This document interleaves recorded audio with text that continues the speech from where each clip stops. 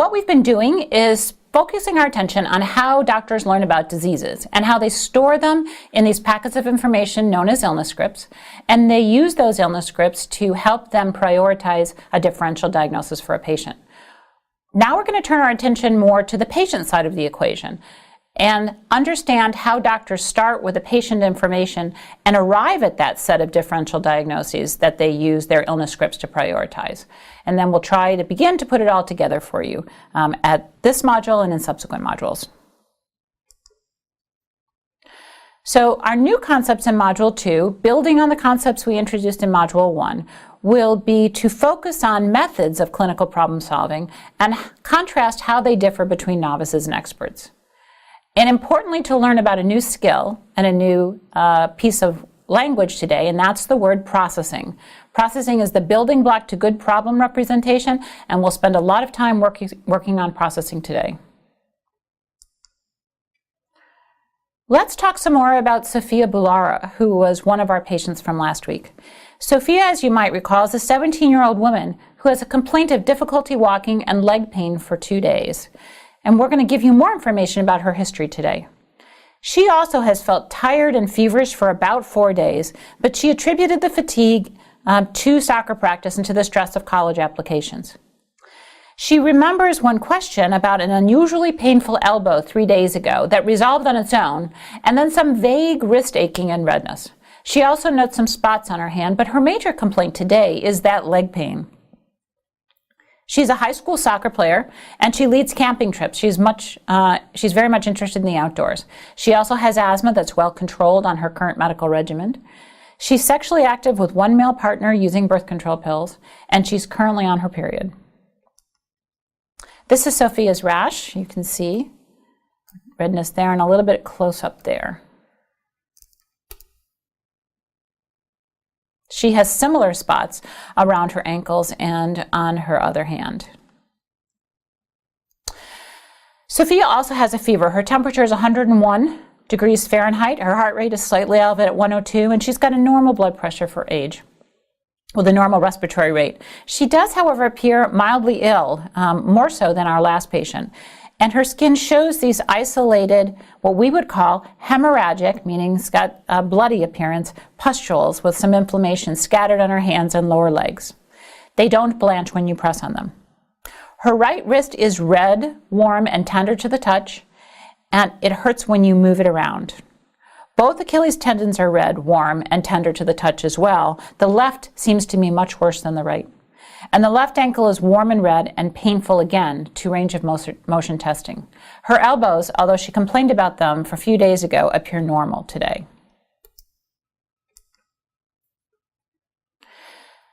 Now, symptoms are like puzzle pieces, and patients bring us a single puzzle piece and expect us in a period of time, usually 10 or 15 minutes in an office visit, somewhat longer in the hospital, to find out which puzzle that puzzle piece fits into.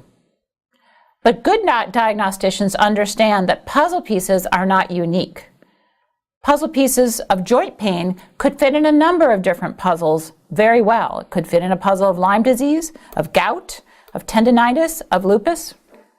And it's up to us to figure out what features do we need to search for to figure out which puzzle is the right one for us to pursue to explain Sophia's joint pain. All clinicians who take care of patients have 3 tools in their clinical problem-solving toolbox, and they use them in different aspects and with different frequencies. The first is hypothesis testing. Hypothesis testing is the linking of a single symptom or sign to a list of possible diagnoses, and then working through that list of possible diagnoses to see whether or not the patient might have additional features that would support that particular disease as the cause of their signs or symptoms. It is the form of problem solving that is taught a great deal in medical schools and also serves as the basis for many medical textbooks. For instance, you can see a chart in a medical textbook that says the symptom of shortness of breath or dyspnea might be caused by 50 different diseases. In hypothesis testing, the clinician will look at that list and will sequentially work their way down the list, each time returning back to the patient to see if they have more signs or symptoms that they might add to that first one to support the identification of that disease as the cause of their problem. Because the symptoms generate a list, and then the clinician uses that list to go back to the patient to find more information. This is sometimes called backward thinking.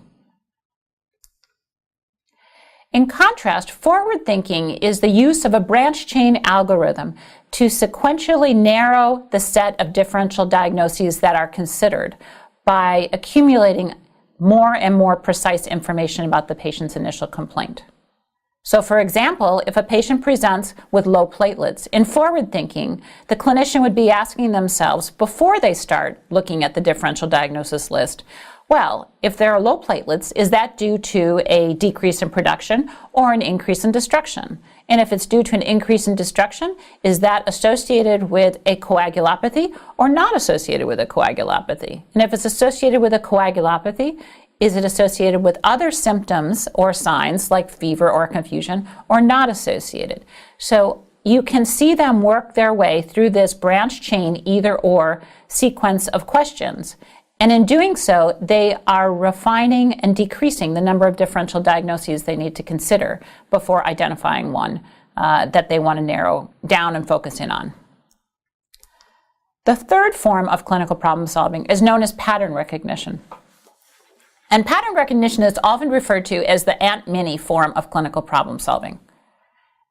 When you see an older woman walking down the street, who's got perhaps blue hair and orthopedic shoes, you don't ask yourself, rule out Aunt Joan or rule out Grandma. You say, I recognize that person to be Aunt Minnie.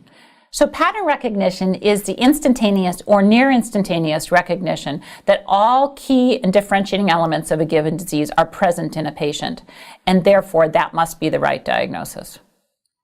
Now, some people think that this is intellectually lazy, but in fact, many experts spend most of their time in clinical problem solving in a pattern recognition mode. And they do so because they've earned the right to do this by developing very robust illness scripts and compare and contrast thinking.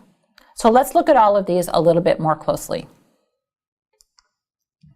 So here's Sophia again.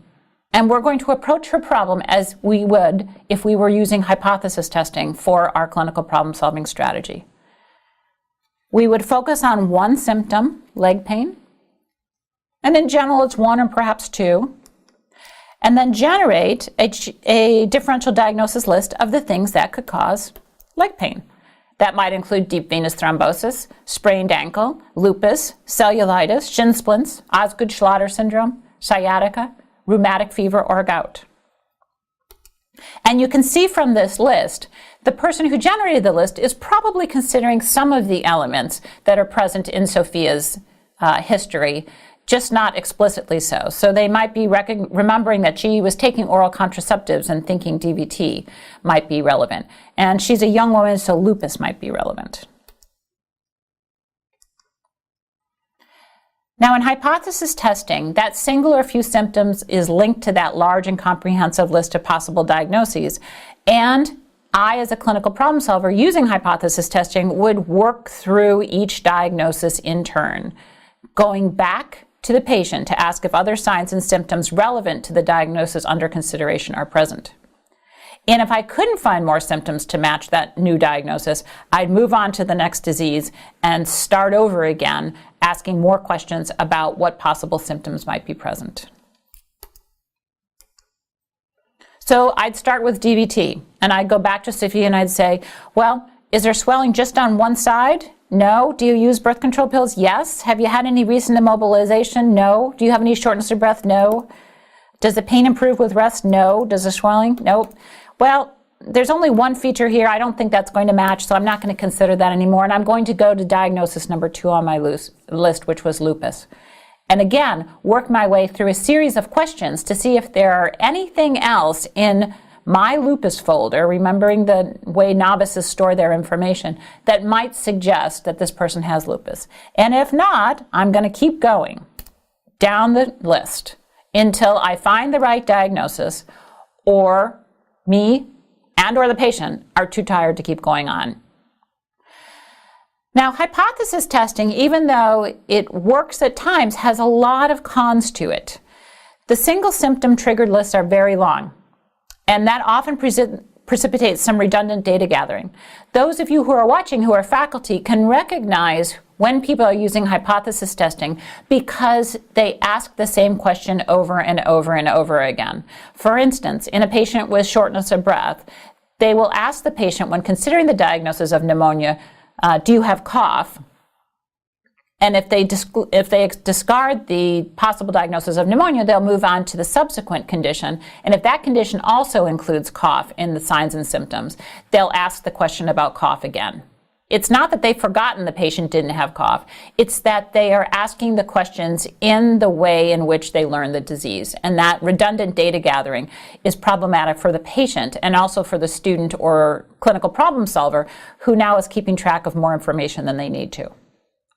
If the patient has multiple symptoms, this hypothesis testing process is often repeated with multiple lists. So if the patient has the symptom of joint pain, they'll do a diagnostic list for joint pain. If they also have shortness of breath, they'll do a separate list for shortness of breath and try and work their way through both and see where there might be some overlap.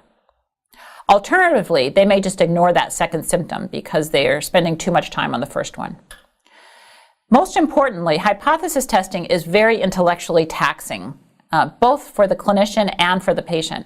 So there's a really strong tendency to accept what I've called a good enough fit.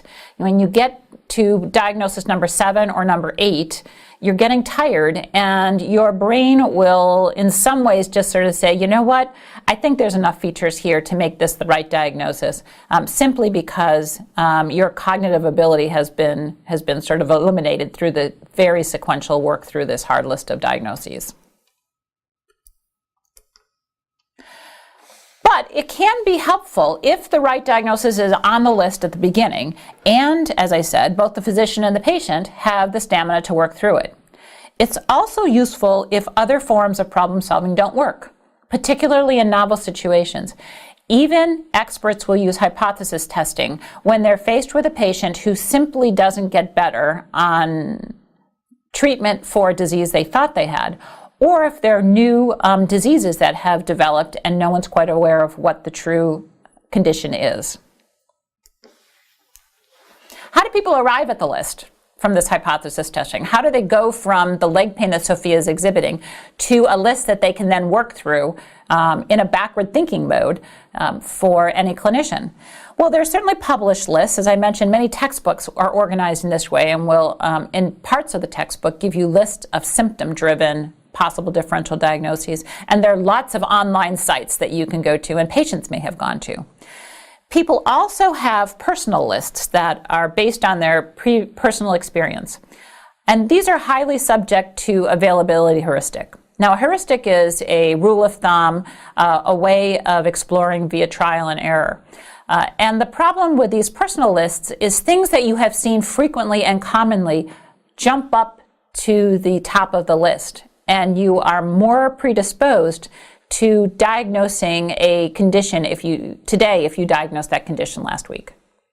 And then there's this third phenomena, which many third-year medical students are well aware of, and that's what I've called the category chase. And this is a mnemonic that reminds you to consider different mechanistic causes of the symptom in front of you.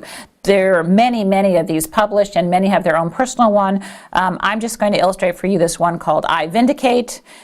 You're supposed to take the symptom, like Sophia's leg pain, and say, could it be idiopathic? What diseases cause idiopathic leg pain? Could it be vascular? What kind of vascular problems? And we had one on our list, DVT.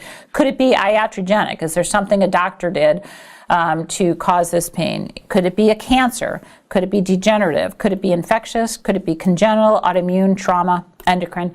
And generate a list, again, with the order of the list not related to how likely the diagnosis is based on the patient's condition, but where it falls in this mnemonic, I Vindicate.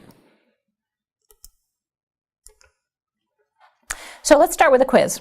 Hypothesis testing is 1, efficient, 2, sometimes known as forward thinking, 3, the form of problem solving preferred by experts, or 4, potentially effective but time consuming. And the answer is potentially effective but time consuming. The form of problem solving preferred by experts is pattern recognition. Hypothesis testing is known as backward thinking. And hypothesis testing may be effective, but it is rarely efficient.